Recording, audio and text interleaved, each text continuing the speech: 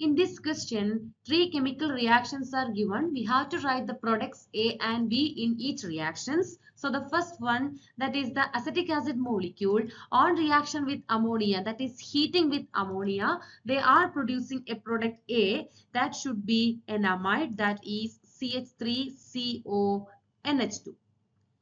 Now, this A on reaction with NaOBr, they are producing corresponding amine. So, B will be methanamide, that is CH3NH2. Now, the second one here, the nitrobenzene on reaction with iron and HCl, they are producing corresponding aminobenzene, that is aniline. The nitro group is converting into amino group. So, in B, the product A is aniline, that is the aromatic primary amine. Now that that is the aniline on reaction with NaNO2 and HCl, the product will be the diazonium salt, that is the diazotization reaction will take place. So the diazonium salt will be formed, that is the benzene ring connected to N2Cl. Okay. Now the third one here, the diazonium salt is there on reaction with copper cyanide, that is heating.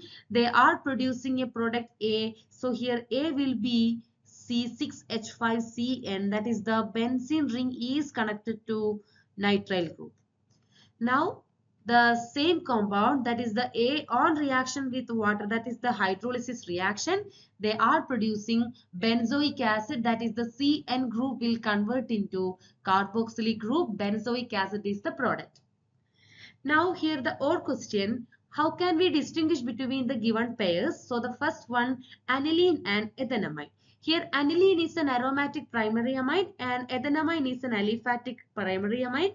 So we can distinguish them by adding ice cold mixture of NaNO2, that is sodium nitrate and hydrochloric acid, followed by phenol or beta naphthol in both compounds. So the aniline, that is the aromatic primary amine, they will produce an orange colored or the orange red colored dye.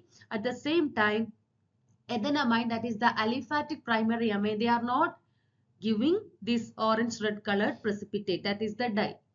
Next one, we have to distinguish aniline and N-methyl aniline. So here both of them are aromatic, but how can we distinguish between these two compounds? So here we are adding a mixture of CHCl3 and potassium hydroxide. So here you can see aniline will give a foul smelling isocyanate, that is the carbylamine test. At the same time, N-methyl aniline is not giving carbylamine test. They are not producing foul smelling gas.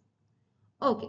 Next one, here some compounds are given. We have to arrange them in the decreasing order of their boiling point. So butanol is there, butanamide and butane is there. So we can arrange them in the increasing order of their decreasing order of their boiling point.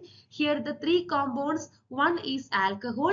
We know that between alcohol molecules there is an intermolecular interaction, that is hydrogen bond. So if hydrogen bond is there, the temperature, that is the boiling point, that is the force of attraction between them will be strong, means it is not easy to separate them.